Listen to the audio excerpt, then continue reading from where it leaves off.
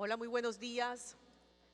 Sean todos bienvenidos a este tercer día del Congreso Colombiano de la Construcción, el evento más importante del sector en Colombia. Construcción 2050, bienestar, hábitat y sostenibilidad. Saludo especial para todos nuestros participantes, miembros de juntas directivas regionales, nuestros 19 gerentes regionales, los cuales son un apoyo fundamental tanto para el gremio como para este Congreso. Por supuesto, a nuestros invitados especiales, patrocinadores, nuestros estudiantes que nos acompañan y que junto con ustedes construimos un futuro para un mejor país. Agradecemos a la Regional Camacol Atlántico por el maravilloso cóctel que nos ofreció anoche. Disfrutamos mucho, muchísimas gracias. Camacol ha convocado anualmente este espacio para comunicar, debatir, construir estrategias que promueven el crecimiento y la competitividad del sector de la construcción en aras de un desarrollo productivo y sostenible. Antes de iniciar con la jornada académica, algunos anuncios importantes. Para Camacol es importante conocer su opinión, su retroalimentación sobre nuestros invitados, sobre nuestro evento, sobre todo en general del Congreso. Es por eso que les solicito muy especialmente, cuando estén en la zona de la muestra comercial, van a encontrar algunas asistentes que les pedirán diligenciar las encuestas de satisfacción. Agradecemos una vez más a los periodistas que estarán cubriendo minuto a minuto este Congreso Colombiano de la Construcción. Recordarles, por supuesto,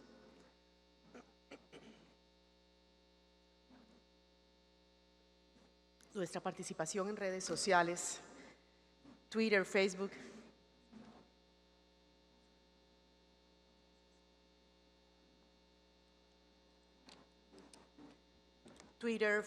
Instagram, aparecen en pantalla. Por favor, me colaboran con el / muy bien, de las redes sociales. Es importante para nosotros que en sus publicaciones nos acompañen con el hashtag Congreso Camacol. También agradecemos a los medios aliados, al diario La República, Portafolio, Primera Página, RCN, El Heraldo, Caracol, Casa Editorial El Tiempo, por vincularse a nuestro Congreso. Los invitamos a visitar el stand de Camacol, donde podrán acceder a la información que les permita conocer mejor algunos de los productos y servicios que ofrece el gremio para toda la cadena de valor de la construcción. Asimismo, recordarles que tenemos un muro especial para ustedes para que puedan expresarnos qué significa Camacol para ustedes y, por supuesto, dejarnos un mensaje en estos 65 años. Esperamos que visiten la muestra comercial para que aprovechen la gran oportunidad de conocer las novedades que brindan nuestros expositores para el sector y adicionalmente contamos con una muestra muy variada de los artesanos de la región. Finalmente, Camacol expresa su agradecimiento a las más de 110 empresas que se han vinculado comercialmente a este evento. Especial reconocimiento a aquellas empresas que generosamente se vincularon al programa Construimos Futuro e hicieron posible que estudiantes de la Universidad del Norte nos estén acompañando, y al SENA por su reiterada colaboración. Bien, les contamos que tendremos hoy el sorteo de nuestra certificación EDGE, Excelencia en Diseño para Mejores Eficiencias. Es la certificación para edificaciones sostenibles creados por la Corporación Financiera Internacional y operado exclusivamente en Colombia por Camacol Nacional. Bono por 15 millones de pesos de un proyecto nuevo, lo cual puede ser residencial, comercial, oficinas, hoteles, mixto o cualquier tipo de edificación.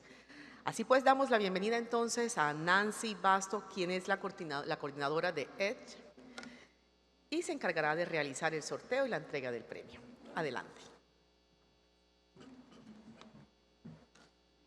Buenos días. Además de los 65 años de Camacol, la certificación de construcción sostenible EDGE, muy conocida ya por muchos de ustedes, cumple 5 años de operación en Colombia, tiempo durante el cual hemos promovido desde Camacol prácticas sostenibles en la actividad que han resultado en más de 9 millones de metros cuadrados certificados, que se traducen en más de 500 proyectos, de los cuales el 80% corresponde al segmento residencial, donde hay una cifra importante de proyectos de vivienda de interés social y prioritaria. El resultado ha sido tan importante que, según cifras de Camacol y de la Corporación Financiera Internacional, Actualmente el 20% de las construcciones nuevas en Colombia son sostenibles y cuentan con certificación EDGE.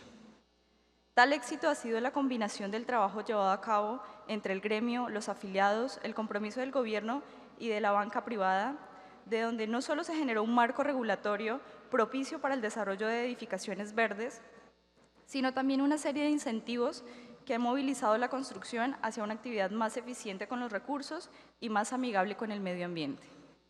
Hoy, en el Congreso Colombiano de la Construcción, entregaremos un incentivo más, un bono de 15 millones de pesos, para que uno de sus proyectos se sume a esta estrategia del gremio de promover la construcción sostenible a través de EDGE, la certificación de la Corporación Financiera Internacional que opera Camacol en Colombia. Por favor, demos inicio al sorteo y mucha suerte para todos los participantes.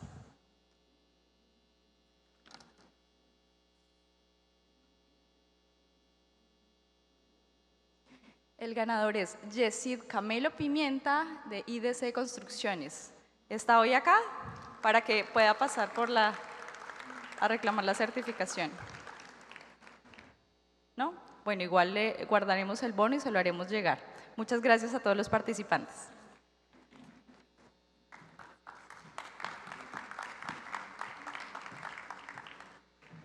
Felicitaciones al ganador. El Congreso de la Construcción es el principal encuentro empresarial anual del sector de la construcción y de la cadena de valor, y es una oportunidad para conocer, comunicar, debatir y construir estrategias que promuevan el crecimiento de la competitividad del sector edificador en aras de un desarrollo productivo y sostenible. Contamos con una base académica sobre infraestructura urbana, inversión inmobiliaria, transformación digital del sector, desarrollo urbano, sostenibilidad, ciudades y hábitat para el bienestar, desarrollo sectorial, política pública, economía en la región política, económica 2023, entre otros. Bueno, sin más preámbulo, vamos a dar inicio al desarrollo de esta agenda académica del tercer día de Camacol 2022. Invitamos, por favor, subir al escenario a Albert Sainz, PhD de MIT, director del Laboratorio de Economía Urbana, quien nos hablará sobre vivienda en la región, desafíos de política pública. El doctor Sainz estará acompañado por Juan Martín Salazar, Country Manager de la House, a quien por favor también invito nos acompañe en el escenario. El doctor Sainz, junto con un equipo de 3 investigadores del Laboratorio de Economía Urbana del MIT Center for Real Estate, acaba de publicar la primera parte de su investigación sobre cómo enfrentar el desafío de la vivienda en América Latina, con un informe titulado Reflexiones sobre la evolución del mercado de la vivienda en América Latina, realidades y sueños. El informe describe los factores críticos que sustentan la demanda de vivienda y las necesidades actuales de la región, la mayoría de las cuales se derivan de su historia económica y política. Centrándose en los mercados de vivienda de Colombia y México, el documento presenta cómo deberían cambiar los requisitos de vivienda en el futuro dependiendo de la evolución de las múltiples variables que afectarán los mercados de vivienda, la cual en muchas ocasiones es incierta. Adelante, doctor Sainz. Todo suyo el escenario. Muchísimas gracias. Encantado de estar aquí con todos ustedes. Y bueno, creo que mi trabajo es despertarles a todos un poco también.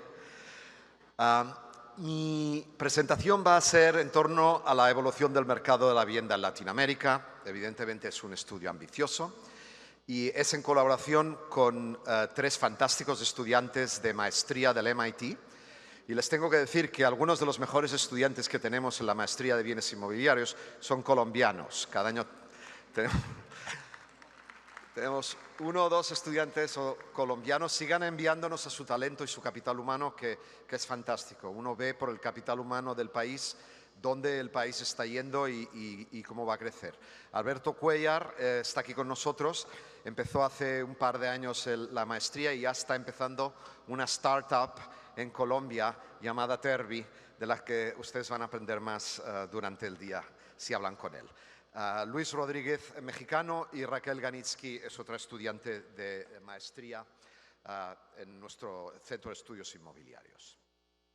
Bueno, déjenme hablarles un poco de lo que del tema de nuestra investigación. También tengo que decirles que la investigación fue sponsoreada por la House, que también nos está demostrando una commitment, como dicen en inglés, una consideración muy grande al tema de la investigación y de los datos. Vamos a hablar un poco del tema del déficit en Latinoamérica. Y hablamos de Latinoamérica porque las problemáticas y las promesas también son parecidas en los diferentes países de la región.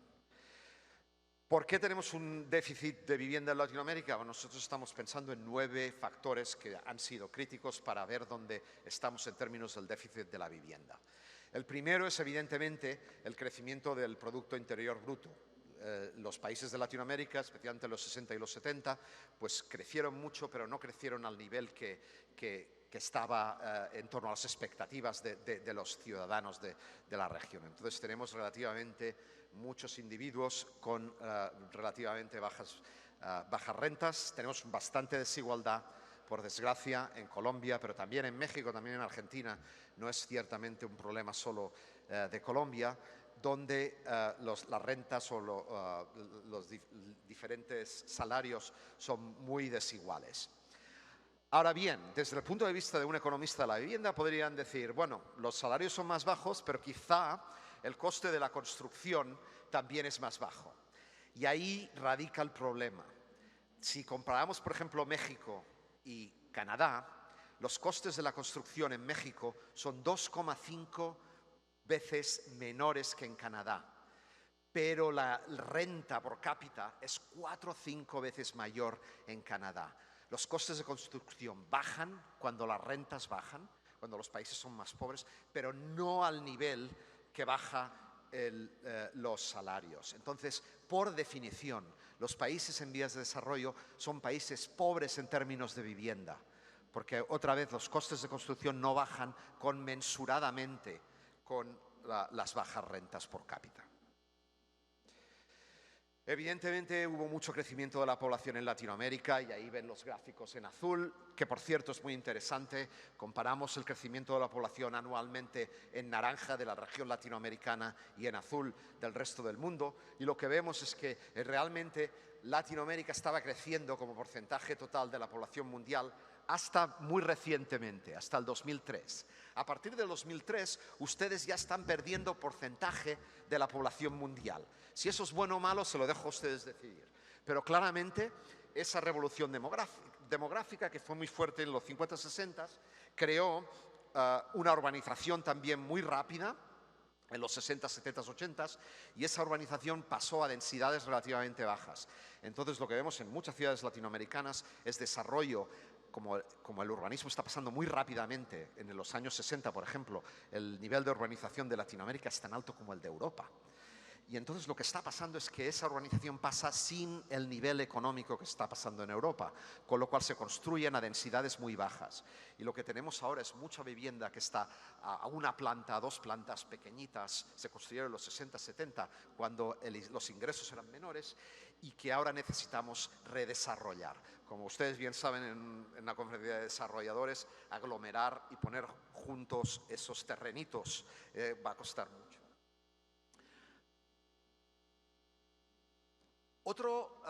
Otro singularidad o problema que no es ciertamente solo de Latinoamérica, pero es mundial, pero que en Latinoamérica se ve bastante claro, es la falta de coordinación metropolitana. Y el problema de la coordinación metropolitana ciertamente es un problema global, pero en Latinoamérica es muy problemático. Tenemos las ciudades y tenemos los suburbios o las ciudades adyacentes, los municipios adyacentes a las ciudades, y no hay mucha cooperación. No hay manera tampoco para el alcalde de una gran ciudad de forzar el desarrollo urbano en los municipios adyacentes. Entonces, lo que vemos son cosas como unas diferencias increíbles entre el precio de la tierra en los centros de las ciudades y en los municipios adyacentes, en la tierra que es rural. O sea, estamos comparando una ciudad con el municipio adyacente, quizá 1 kilómetro, 2 kilómetros de diferencia. Y si miramos aquí, estos son datos ya viejos, creo que es del 90, el estudio es de Eduardo Rojas, pero por ejemplo en Buenos Aires el precio de la vivienda en la ciudad es de 36, no sé si lo van a ver ahí, dólares por metros cuadrados, pero en el municipio adyacente es 1,6. Evidentemente el mercado nos está lanzando un incentivo enorme a urbanizar esa tierra rural, pero no está pasando. ¿Por qué? Por temas de política y falta de coordinación metropolitana.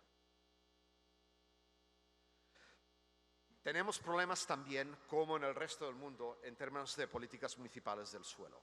Aquí les doy dos escenarios. Para un economista del sector inmobiliario, ustedes ven las ciudades de una manera muy atractiva, ven los edificios, ven cómo suben las ciudades, ven a sus clientes, ven cómo tienen las vidas. Los economistas somos muy aburridos y lo vemos todo en términos de precios o cantidades.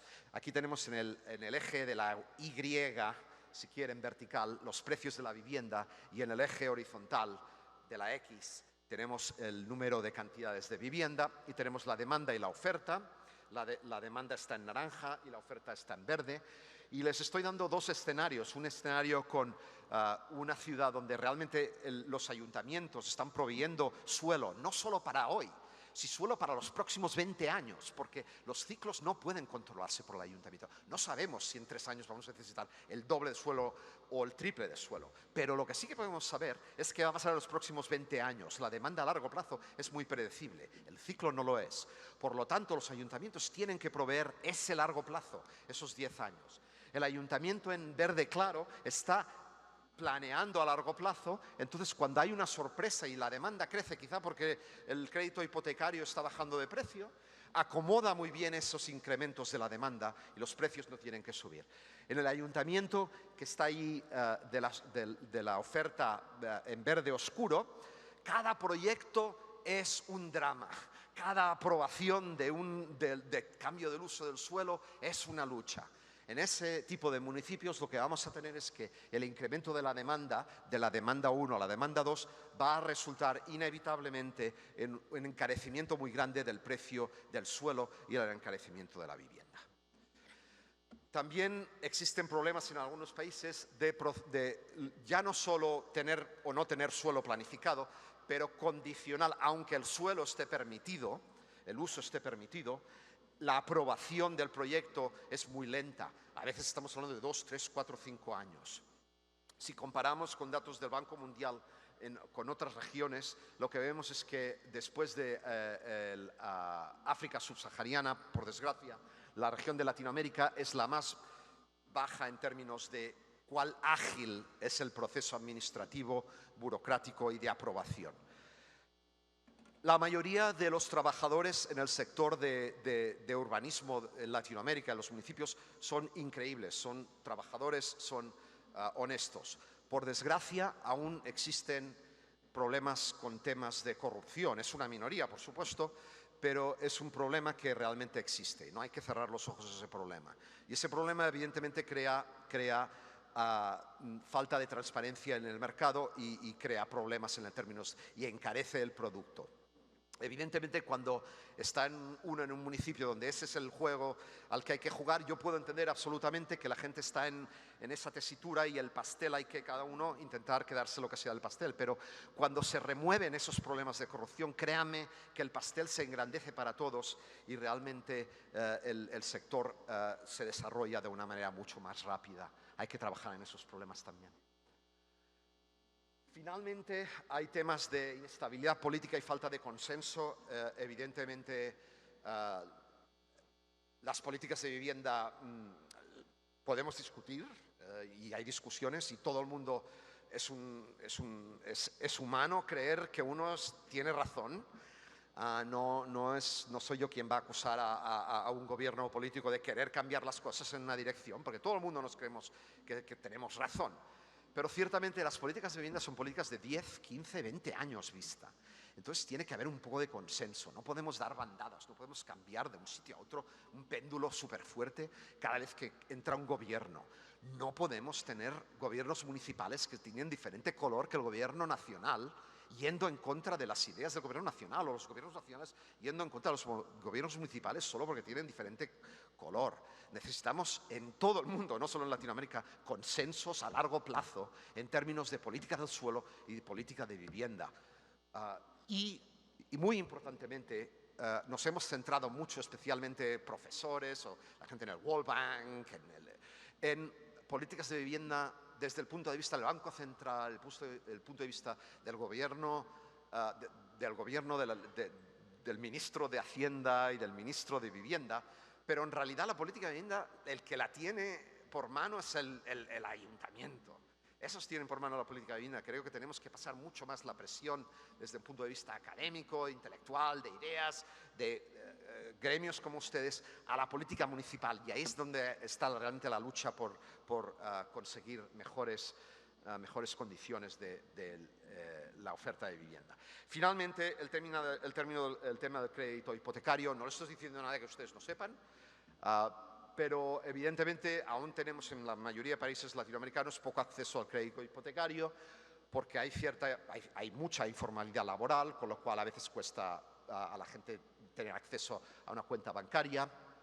Muy importantemente, la inestabilidad macroeconómica de los 70s, 80s y 90s hicieron completamente imposible para un banco dejar dinero. Si ustedes tienen una inflación de un 7 a un 20% que va cambiando, ¿cómo yo le voy a dejar dinero a un 8% si no sé si la inflación va a ser un 20 o un 30% de aquí a un año? La estabilidad macroeconómica realmente es el matador del crédito hipotecario. Por eso hay modelos muy diferentes. Dinamarca con un GDP por cápita del 55% para el gobierno y Estados Unidos con un 37%. Pero los dos países están concentrados en la estabilidad macroeconómica. No porque hay que gastar más o menos, eso evidentemente se lo dejamos a la gente de decidir, pero ciertamente hay que asegurarse que la macroeconomía es estable. Si no, vamos a matar al crédito, porque las políticas monetarias cambian y la inflación arrecia. También se está hablando mucho del tema de financialización. Y creo que se importa a veces en países como los latinoamericanos, en Colombia se importan conceptos de países como Estados Unidos, donde ciertamente hay un exceso de financialización, hay un exceso de derivadas financieras y de ingeniería financiera. Pero yo creo que ustedes en Colombia lo que necesitan es más financialización en el mercado de la vivienda, más crédito hipotecario llegando a todo el mundo en el mercado de la vivienda. Entonces, el tema de si excesivos riesgos financieros son problemáticos en el tema de vivienda, creo que es un tema de coste-beneficio. Evidentemente hay muchas, y ahí estoy haciendo, bueno, hay políticas que son muy buenas y aumentan los beneficios, y hay políticas que evidentemente hay demasiada financiarización, pero no es un tema de financiarización sí o no, es un tema de qué instrumentos tenemos que buscar.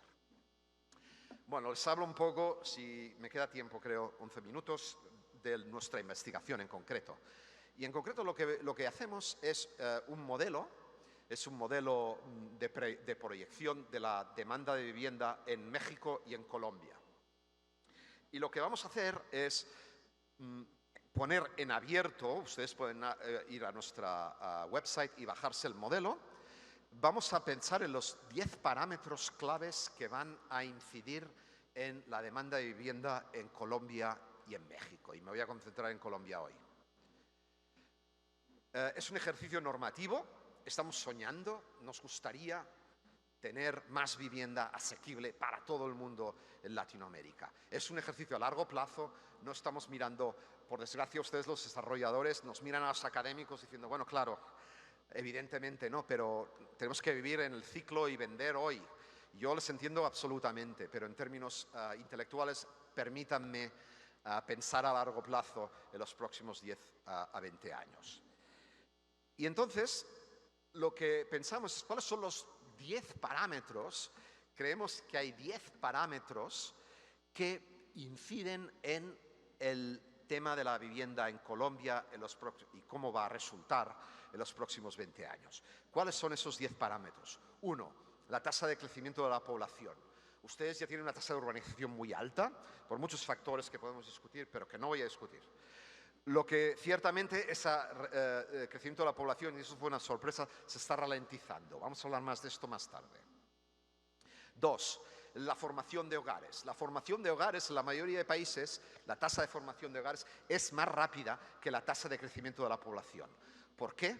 Porque está aumentando el número de divorcios, está aumentando el número de gente que vive sola en su casa y son mayores. Está aumentando el número de gente que viven solos con 25 o 30 años. Está disminuyendo el número de niños. Por lo tanto, somos menos gente viviendo en la misma casa, ¿no? En Colombia ya están ustedes a 3 personas por vivienda, cuando quizás estábamos a 6 hace muchos años. Por lo tanto, necesitamos, por el mismo número de gente, necesitamos más vivienda en Colombia, por esos cambios sociales de la densidad de ocupación. Lo que vamos a proyectar en términos de ese parámetro es que vamos a pasar del 3 personas por vivienda a 2,6.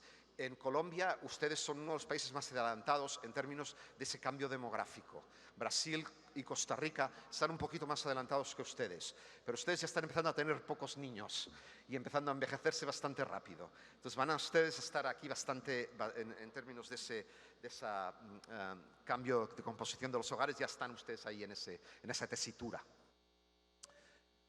Tercer parámetro, ¿cuántas viviendas queremos reemplazar? Ustedes saben que en términos de discusión, tanto a nivel gremial como a nivel político, todo el mundo tiene vistas diferentes o perspectivas diferentes sobre cuánta vivienda en Colombia es informal o cuánta vivienda necesitamos reemplazar, ¿no? Hay gente que piensa en términos de déficit cuantitativo, cuántas viviendas hay que demoler porque no son salubres, déficit cualitativo, cuántas viviendas hay que quizá poner agua o electricidad, y finalmente informalidad, cuántas viviendas se construyen sin permisos formales. El problema con todas esas definiciones es que no están claras y son como un diagrama de Venn.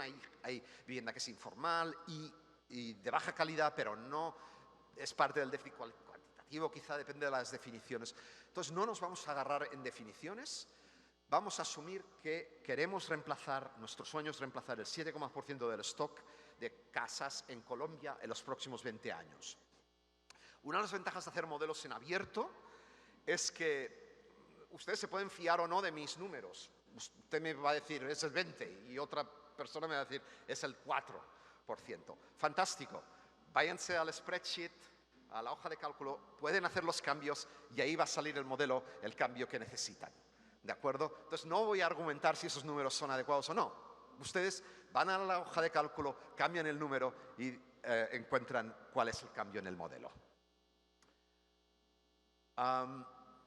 Entonces, eso nos sale a 65.000 viviendas que hay que construir para reemplazar ese déficit en los próximos 20 años.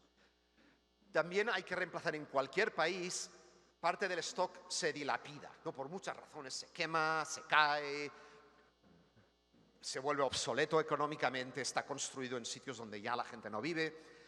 Entonces, eso hay cálculos que aproximan ese número al 0,5%. Eso nos lleva a otras 50.000 viviendas cada año que necesitamos en Colombia si ustedes quieren reemplazar al nivel que están reemplazando los países de la OECD. ¿Ok? Otros parámetros que vamos a incluir en el modelo es el coeficiente medio del uso del suelo. Ese resultará muy importante. El espacio público por metro cuadrado de parcela residencial que se necesita para calles, infraestructura, y esa es muy difícil porque depende muchísimo de la urbanización y del plan de urbanización, que no siempre están actualizadas.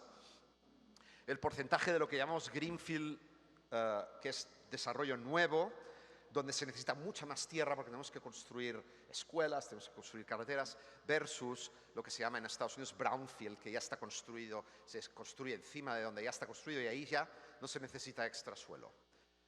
Vamos a estimar el coste de construcción medio con fuentes que conseguimos de la industria por metro cuadrado, y también cuál es el crecimiento que esperamos del coste de la construcción.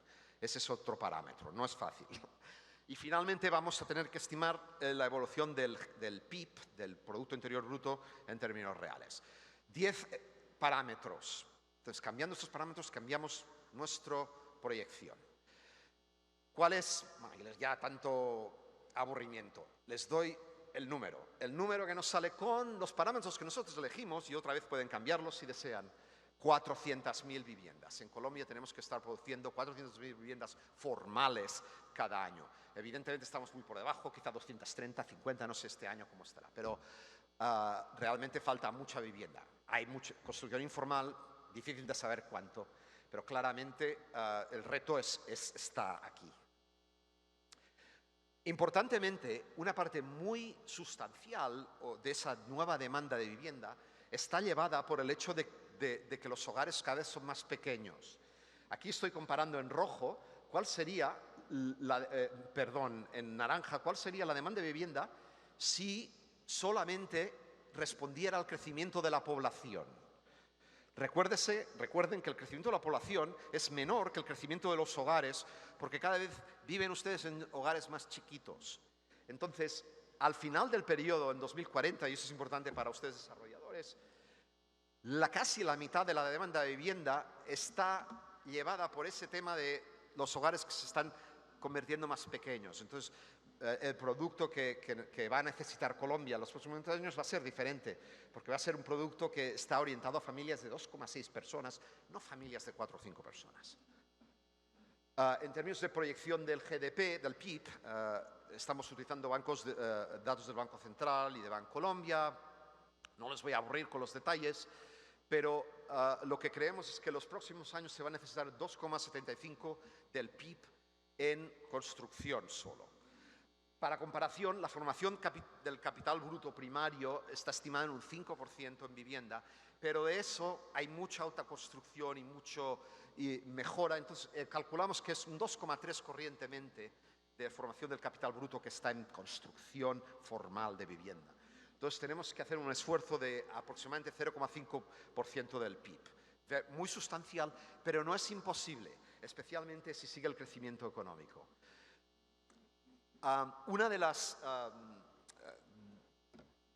parámetros que estamos manejando es los metros cuadrados de la vivienda. En Colombia, relativamente, la vivienda es pequeña. ¿Por qué? Porque se está construyendo, como bien saben ustedes, por supuesto, es vivienda bis, que es bastante pequeñita, no estamos a 60 metros cuadrados. Entonces, evidentemente, esos requerimientos en términos del PIB van a ser mucho más altos en cuanto la gente empieza a pedir vivienda. Estamos hablando de 20 años porque el déficit cuantitativo aún es muy grande y cualitativo. Pero ya cuando vayamos derrumbando ese déficit en 20 años, quizá habrá lugar para incrementar el tamaño de las viviendas. Y finalmente voy a hablar del CUS, del coeficiente de uso del suelo, para que se den cuenta, y parece trivial, pero es un tema muy no lineal, ¿no? Porque tenemos una cosa que está dividiendo, tenemos metros cuadrados dividido por el CUS, ¿no? Y entonces eso nos da el suelo que necesitamos, ¿no? En términos de suelo urbanizable, dividamos el metro cuadrado de utilización multiplicado por el coeficiente de pérdida de espacio, ¿no? Interior, y dividamos por el CUS para tener cuánto suelo necesitamos para construcción. Una cosa que es bastante interesante es que como el CUS divide, es una relación muy no lineal. Las necesidades de suelo en Colombia, si se atienden a estas expectativas, van a ser brutales, enormes. De hecho, somos un poco escépticos de que los ayuntamientos puedan acomodar el crecimiento del suelo urbano que se necesita en los próximos 20 años. La única manera, como bien ustedes saben, es incrementar los CUS. Estas son las malas noticias porque cuesta mucho redesarrollar en brownfields, como ustedes bien saben también. Pero las buenas noticias es que no necesitamos edificios de 20 plantas. Si solo uno pasa del CUS 0,5 a un CUS de 3, se reducen exponencialmente las necesidades del suelo por ese efecto no lineal que tiene ese ratio. En la segunda parte de nuestra investigación, estoy fuera de tiempo y quizá ya lo dejaremos, ya lo dejaremos para otra ocasión o quizá para las preguntas. En términos, la segunda parte de la investigación nos vamos a enfocar a encontrar modelos alternativos en otros países. Evidentemente, todas estas problemáticas son comunes en todo el mundo, incluso en países desarrollados. Pero yo creo que la conclusión de nuestro estudio es que la política de vivienda tiene que ser municipal y, sobre todo, la presión política tiene que ser a nivel municipal. Pueden venir el Banco Mundial y decirle al gobierno ABC, pero el problema es realmente a nivel municipal. Entonces, yo entiendo que la política del suelo no es el tema de la política del suelo, la problemática del suelo, no es el tema más sexy, ¿no? En términos de hablar de discusión política, ¿no? Pero se tiene que convertir. Tenemos que convertir el tema del suelo y del suelo urbano en un tema de conversación a nivel popular y aumentar la presión a los ayuntamientos, ¿no? Hay ejemplos, y otra vez no tengo tiempo, de cooperativas en Suecia, de promoción del alquiler en Holanda, de incentivos para incrementar la densidad que ustedes tienen por legislación en Colombia, pero que no se utilizan a nivel municipal. Polígonos de actuación transparentes, pensar en construir viviendas adyacentes, donde ya exista vivienda, se puede construir en el mismo terreno otra pequeña vivienda, participación de pequeños propietarios en redesarrollo. Parte de la antipatía que tiene el público hacia el redesarrollo urbano es que los desarrolladores compran las parcelitas y van poco a poco comprando y luego consolidan. La mayoría del negocio es desde el desarrollador, pero hay modelos donde los pequeños propietarios son parte de una sociedad anónima donde ellos también se benefician de los beneficios estos monetarios del desarrollo. Y hay muchas otras soluciones, incluyendo PropTech. No tengo más tiempo. Espero haberles entretenido un poco esta mañana y lo voy a dejar aquí. Gracias.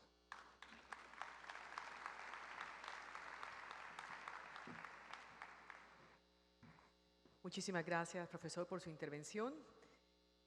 Ahora contaremos con unas reflexiones por parte de Juan Martín Salazar, Country Manager de la House. Bienvenido.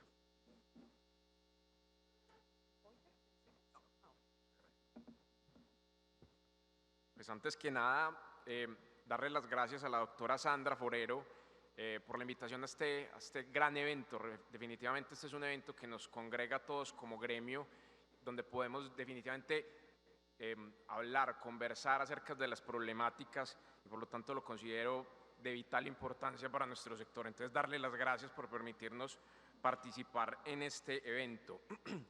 La House, pues digamos que está comprometida realmente con estudiar el sector, con entender qué es lo que está pasando en nuestra sociedad, en nuestro gremio como tal, y por eso es que de la mano de una universidad como MIT, del profesor Albert Saiz, pues digamos, quisimos invertir tiempo, dedicación y todo el esfuerzo para poder tener una data que nos complemente como sector, que nos complemente como sociedad y que nos permita tener una línea clara, unas avenidas de crecimiento sobre las cuales nosotros debemos construir. El déficit de vivienda en Latinoamérica podemos estar hablando de que más o menos 100 millones de habitantes están en déficit de vivienda, entendido como, digamos, falta de acceso a servicios básicos y, digamos, a una calidad, a un techo que, por supuesto, se traduce en calidad de vida. La House entiende la vivienda como un vehículo de generación de patrimonio, como acceso a calidad de vivienda, como un generador de equidad. Y por lo tanto es muy importante poder centrar todos los esfuerzos en entender cómo cerrar esta brecha. Profesor, usted nos hablaba de este déficit de 100 millones de 400.000 viviendas anuales durante los próximos 20 años. Es, digamos, una brecha bastante grande que hay que cerrar. Y nosotros desde la House no solamente estamos, digamos, entendiendo cómo podemos digitalizar y cómo podemos aportar desde la tecnología, desde el producto, desde la data a cerrar estas brechas, por supuesto digitalizando la transacción, sino también generando oportunidades tanto para constructores como para compradores, para acercar ambos mundos y poder dinamizar el sector y el gremio. Entonces, digamos que desde ahí queremos seguir construyendo de la mano de todos ustedes, pues digamos un sector, un gremio mucho más productivo.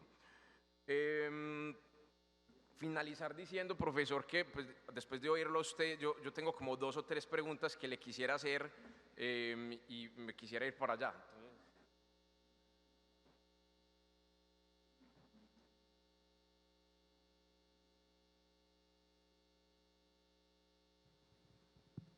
Ahí ya me está oyendo. Entonces, tengo aquí mis notas que había tomado durante la presentación. Profesor, ya lo hablábamos ahorita y hablábamos de cerca de 400.000 viviendas durante los próximos 20 años.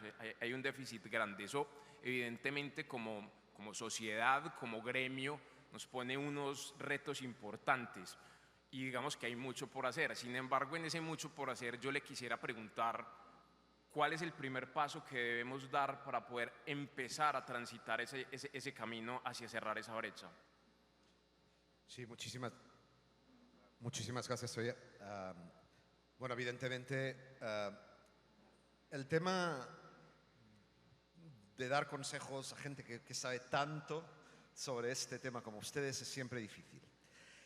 Pero lo que sí que diría es que más bien que pensar en una solución, tenemos que pensar en cientos de ellas. Hay cientos de modelos en diferentes países que pueden servir.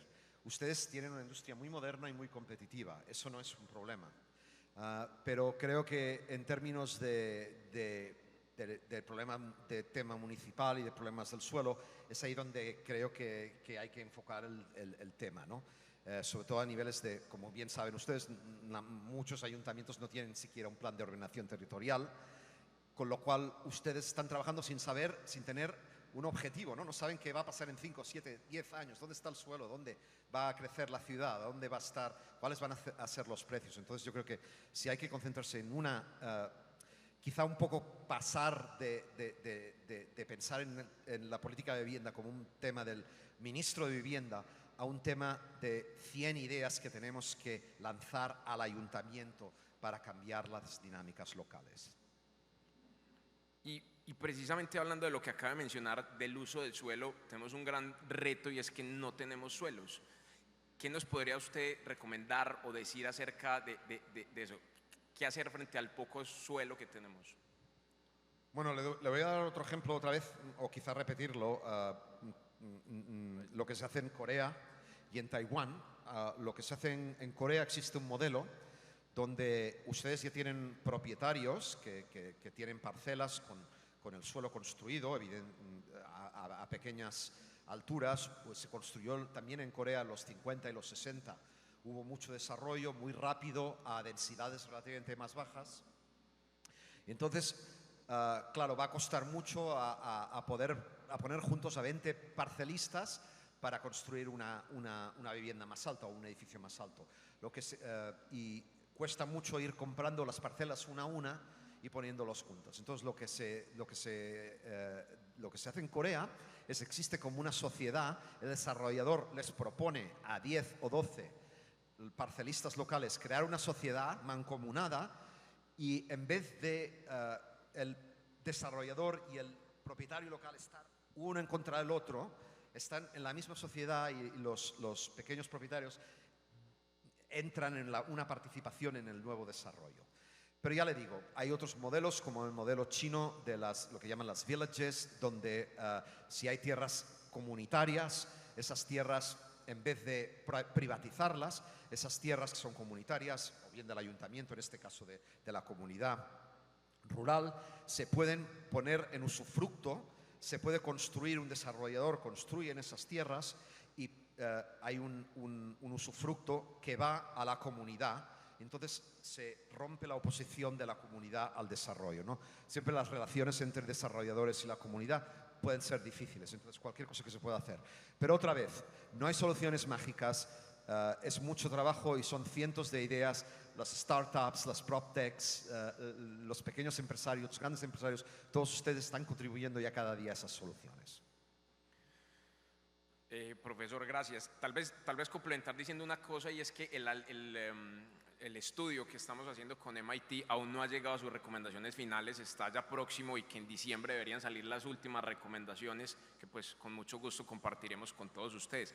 Profesor, nos quedan 7 minutos. No sé si le gustaría de pronto que recibir algunas preguntas del público. No sé si alguien tenga alguna pregunta que le quiera hacer al profesor, pues un experto en la materia, y pues más que preguntas mías, no sé si alguien quiera o tenga alguna pregunta que le quiera hacer.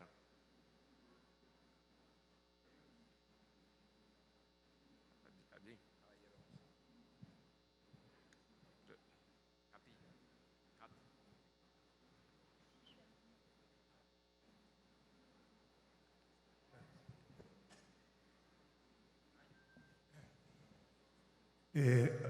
Buenos días, aprovechando la presencia suya, profesor. Quisiera formular una inquietud que me quedó desde la exposición del exalcalde de Barcelona el día de ayer. Según esa apreciación, parecería ser que las políticas de vivienda van a depender fundamentalmente del municipio o del ayuntamiento. En Colombia hay una política de subsidios a través de un programa que se llama Mi Casa Ya, que ha sido muy exitoso y ha resuelto eficazmente el déficit de vivienda. Pero ahora están tratando de volver a un esquema en el cual el financiamiento dependa de los municipios. Hay algunos de ellos que tienen tributaciones muy precarias y sería absurdo trasladarle el financiamiento a los municipios o a los ayuntamientos. Quisiera saber cuál es su opinión al respecto, porque esto puede llevar al fracaso a la política de vivienda en Colombia. Gracias. Es muy grave. Usted me está intentando poner en problemas, porque siempre es difícil de hablar de cambios de políticas cuando cambia el gobierno, ¿no? Sobre todo viniendo de afuera. Pero le puedo dar un comentario muy general. Quizá, no sé si es para Colombia o más en general. Conozco muy bien las políticas han sido un total. El ministro Malagón está en Harvard, estamos hablando con él cada semana y evidentemente fue un éxito increíble su política de BIS. Mi impresión general es que es demanda y oferta. El gobierno es muy efectivo a nivel central en términos de demanda, proveyendo sus subsidios a los individuos para que cada individuo, cada familia haga lo que le convenga. Yo me llevo mi subsidio y me busco la casa con un desarrollador que está haciendo un producto bonito, bueno, cerca de donde necesito. Y eso es una libertad que no queremos que cambie. Desde el punto de vista de la demanda, está muy bien que los subsidios vengan del gobierno. Pero, por desgracia, desde el punto de vista de la oferta, necesitamos a los ayuntamientos, ¿no? Uno puede hacer política de demanda, como se han hecho en muchos países, incluido Estados Unidos, se hace, pero si el suelo no sale, lo que hace es encarecer el precio de la vivienda, ¿no? Porque estamos enviando dinero, incluido bajos intereses crediticios. A veces se piensa en la demanda, solo la demanda, pero si no, la oferta no responde, los precios se encarecen. Entonces, es un balance. Mi impresión es que Gobierno central demanda, y yo soy un fan de la política que existe en Colombia desde hace muchos años. Desde el punto de la oferta, los ayuntamientos tienen que ser mucho más activos.